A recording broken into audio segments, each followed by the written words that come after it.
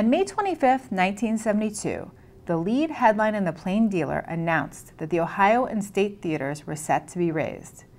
More than 30 years later, Playhouse Square has come a long way from those dark days, and today it is easily considered one of the crown jewels of Euclid Avenue.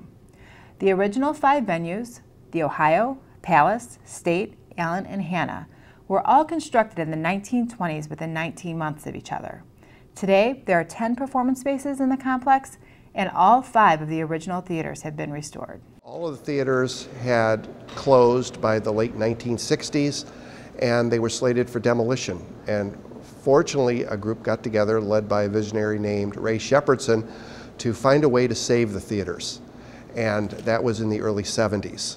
And thank goodness that he did, because today we have the largest performing arts center in the country, second only to New York's Lincoln Center.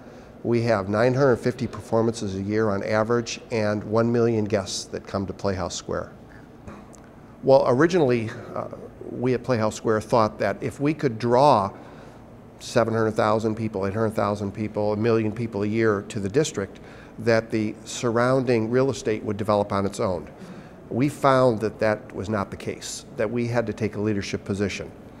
And so we have become effectively a community development organization in addition to running these theaters. I think Euclid Avenue is our front door, and that's why I believe that it's important that it look good, and also it's all about economic development. The more businesses, the more residents we have on Euclid Avenue, the more vibrant the city becomes. What we've seen because of the Healthline in a positive way is essentially we've had our infrastructure that has been developed, and so yes, we see more riders and whatever, but I think that the most important takeaway here is that we had our front door, the front door of Cleveland, to be completely redone.